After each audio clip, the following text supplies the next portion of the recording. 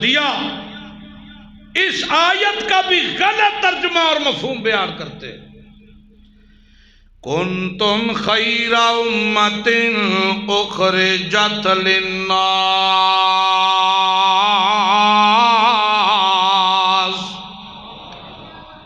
تأمرون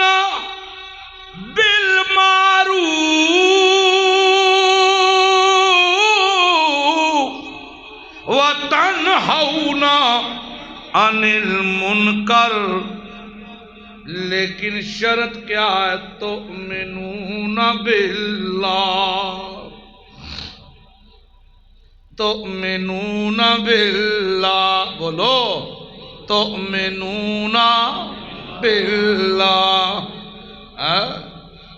بہت سارے مولوی آپ کو مشرک نظر آئیں گے، بہت سارے، جس کا اللہ پہ یقین نہیں، انتظامیہ سے ڈرتا ہے، اللہ سے نہیں ڈرتا، وہ مولوی مشرک ہے۔ جو اللہ سے نہیں ڈرتا، اللہ پہ بھروسہ کوئی نہیں، صدر مسجد پہ بھروسہ کرتا ہے۔ گلاں اوکھیاں تو نہیں ہون لگ پئیاں، مطلب مینوں نہ پورن پا رہے ہو۔ ہم نے تو یہ سارا کچھ مولانا میر عبداللہ صاحب سے سیکھا ہے، کچھ نہ ہویا تو انہاں نوں پوچھ لو بعد اللہ۔ ایسا مولوی اپنے آپ کو حق عالم نہیں کہلوا سکتا، وہ اللہ کے دربار میں مشرک ہے، خدا سے ڈرتا ہی نہیں، قدم قدم پہ لوگوں کو راضی کر رہا، لوگوں کو۔ چلو ایک اور حوالہ دیتا ہوں، اللہ فرماتے ہیں یا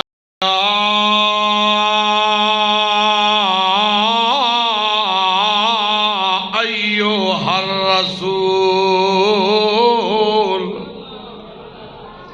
بلغ، آکھو بلغ ما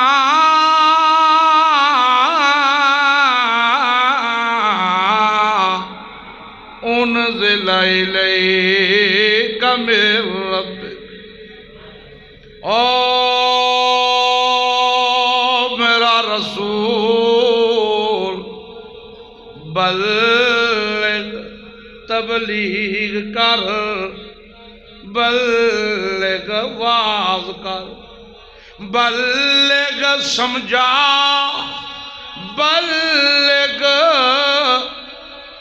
ڈرا یا خوشخبری سنا، لیکن خیال کری میرا پیغمبر ما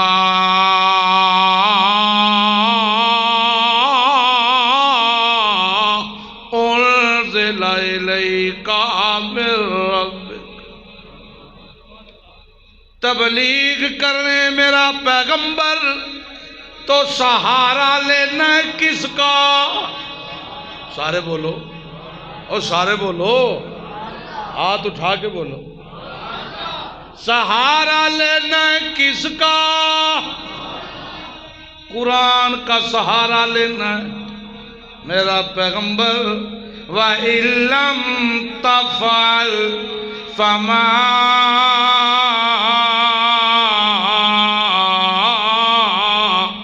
بلغت رسالتہ، اگر ایک آیت بھی رہ گئی، جس آیت کو میں نے انسانیت کے لیے ہدایت بنایا اور میرا پیغمبر تو نے اسے بیان نہ کیا، ایک آیت بھی رہ گئی، میں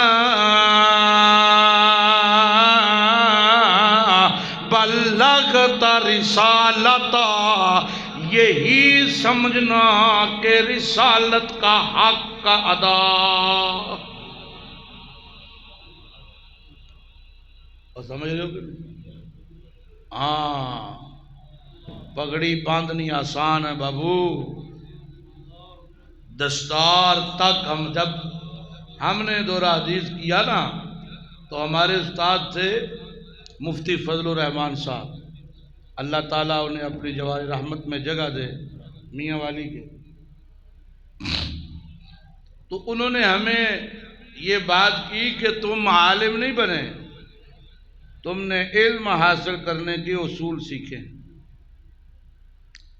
اور پھر یہ بھی کہا کہ آج سے جو بچہ دین کی خدمت کرے گا آزمائشوں کا سفر شروع ہوگا۔ اللہ نے اپنے محبوب سے کہا میرا پیغمبر تبلیغ کر قرآن سے، بولو تبلیغ کر، اور بولو تو صحیح، قرآن سے واز کر، قرآن سے۔ اگر ایک بھی آیت قرآن کی رہ گئی تو رسالت کا حق ادا، لیکن اللہ کہتا ہے میں جانتا ہوں قرآن بیان کرنا اتنا آسان نہیں، اتنا آسان نہیں ہے۔ لوگ سامنے آ جاتے ہیں اور لوگوں کے بنائے ہوئے مشکل کشاؤں کو ان کا رد کر کے ایک مشکل کشا کا تعارف کروانا اتنا آسان نہیں ہے، کیونکہ بڑے بڑے چودھری، بڑے بڑے مالدار، ان کے مشکل کشا اپنے اپنے ہوتے ہیں، ان کے حاجت روا اپنے اپنے ہوتے ہیں، ان کے مددگار اپنے اپنے ہوتے ہیں۔ یہ راتوں کو ہاتھ پاؤں چومتے ہیں، نذرانے دیتے ہیں، کچھ زندے ہوتے ہیں ان کے مشکل کشا، کچھ مرے ہوئے ہوتے ہیں ان کے مشکل کشا۔ تو یہ اتنا آسان نہیں ہے۔ ساتھ ہی قسم کھا کے میرے رب نے کہا واللہ یعصمک من الناس، مجھے اپنی ذات کی قسم میرا پیغمبر لوکاں دی فکر نہ پیا کریں، لوگ جانن تا میں جان۔ تساں آپ بیان کرو تو قرآن بیان کرو، کیونکہ کنتم خیر امت اخرجت للناس تأمرون بالمعروف وتنہون عن المنکر۔ بڑی بہترین امت ہو تم، لوگوں کے نفع کے لیے، ہدایت کے لیے، لوگوں کی تربیت کے لیے چنی گئی ہو تم۔ تامرون بالمعروف وتنہون عن المنکر، تم نیکی کا حکم کرتے ہو، اور سب سے پہلی نیکی اللہ کی توحید، سب سے پہلا گناہ شرک کی غلاظت۔ اگر کوئی مولوی مشرک کو نماز کی طرف بلائے، شرک نہ سمجھائے، شرک کی رد کی دعوت نہ دے، مسئلہ توحید نہ سمجھائے، دیکھ بھی رہا ہے کہ یہ بدعتی ہے، مشرک ہے، پھر بھی کہے آؤ نماز پڑھو، یاد رکھو ایسے مولوی پر اللہ کی بھی لعنت ہے، فرشتوں کی بھی لعنت ہے۔ یہ میں نہیں کہہ رہا، قرآن کہتا ہے۔